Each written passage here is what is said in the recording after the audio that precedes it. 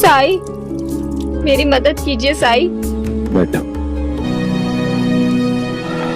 मदद चाहिए तो परेशानी तो बतानी होगी ना।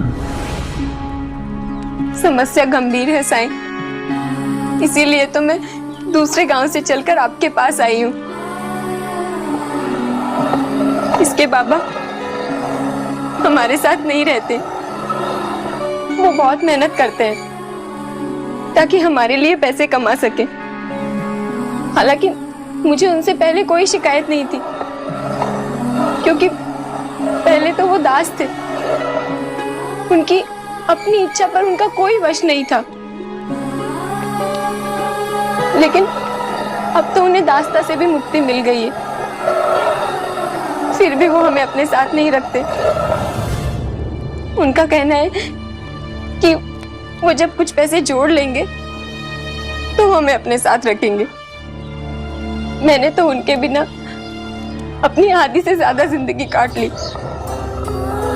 लेकिन मैं नहीं चाहती कि मेरा बच्चा अपने पिता से दूर रहकर बड़ा हो।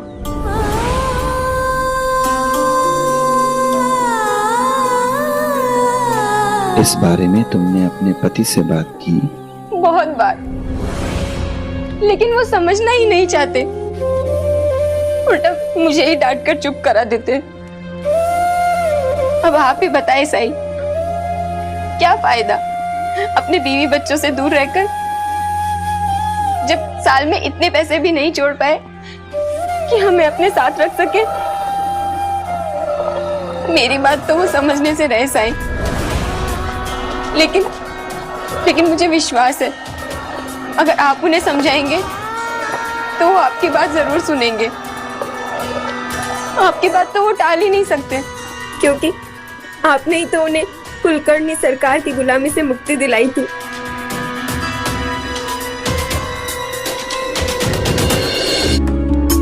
ना समझ है ये, इसे नहीं पता दुनियादारी। साईं, आप तो जानते हैं मैं एक मजदूर हूँ, रोज कमाता हूँ, खाता हूँ, कभी काम मिला तो कभी नहीं। खुद एक कमरे के मकान में किराए पर रहता हूँ अपने दोस्त के साथ। जब मेरे खुद के रहने का इंतजाम नहीं है तो मैं अपने परिवार को कैसे और कहाँ रखूं? और मेरी पत्नी को लगता है कि मैं इसे और अपने बेटे को अपने साथ नहीं रखना चाहता। साई, सच तो यह है कि मुझे भी अपने परिवार से दूर रहना अच्छा नहीं लगता। मुझे भी मेरे परिवार की याद आती है, बस मैं अपने मन की बात अपने मन में ही रखता हूं। जबकि सच तो यह है कि अपना पेट काट कर पैसे जोड़ रहा हूं ताकि खुद की झोपड़ी ले सकूं, इन्हें अपने साथ रख सकूं। लेकिन आज तक इतने पैसे नहीं जोड़ पाया मैं साहिब। लेकिन मुझे पूरा यकीन है कि जब सही समय आएगा तब सब अच्छा होगा और इन्हें मैं अपने साथ रखूंगा। एक वक्त वो था भीवा जब तुम अपनी पत्नी के पास जाने के लिए इतने व्याकुल, इतने अधीर थे कि कुछ भी कर गुजरने के लिए तैयार थे। यहां तक कि मेरी हत्या करने के लिए भी तैयार हो गए थे। याद है जब तुम्हें कुलकर्णी सरकार की दास्ता से मुक्ति मिली? बहुत खुश था मैं तुम्हारे लिए कि तुम अपनी मर्जी के मालिक बन गए हो। आज तुम्हें देखकर मुझे बहुत दुख, बहुत हताशा हो रही है, क्योंकि आज भी तुम गुलाम ही हो। पहले तुम कुलकर्णी सरकार के गुलाम थे और आज पैसे के गुलाम हो तुम, क्योंकि आज पैसा ही तो है जो तुम्हें तुम्हारे परिवार से मिलने के लिए रोक रहा है। एक बात हमेशा याद रखना, पैसा कभी भी पर्याप्त नहीं होगा और मिलने के लिए सही समय, ये तो कोई जवाब नहीं हुआ। सही समय तो अभी भी है, हमेशा सही समय ही रहता है। तुम्हें जरूरत है तो ये समझने की कि तुम्हें चाहिए कितना, कितने में तुम्हारा गुजारा हो जाएगा। और जिनके लिए तुम कमा रहे हो उनको तुम्हारे पैसे से अधिक तुम्हारे साथ, तुम्हारे प्रेम, तुम्हारे साथ समय बिताने की जरूरत है। सोचो, क्या तुम गुजरे हुए समय को अपने कमाए हुए पैसे से वापस ला सकते हो? और क्या करोगे ऐसे पैसे का अगर तुम अपने बच्चे को बड़ा होते हुए देख ही नहीं पाए? अपने बच्चे के साथ खेलना, उसके साथ समय बिताना, क्या इससे ज्यादा कीमती है पैसा? देखो अपने बच्चे की तरफ, वो तुम्हारी गोद में आने के लिए मचल ही नहीं रहा है।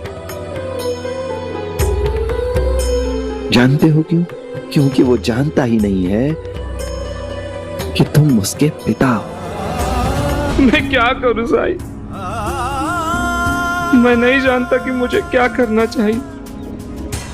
आपने जो मुझे नई जिंदगी शुरू करने के लिए 2 सोने के सिक्के दिए थे, वो तो मैंने गांव में कर्ज चुकाने के लिए खर्च कर दिए साईं। साईं, मैं अपने पत्नी और बेटे को यहाँ लेकर आया था साईं,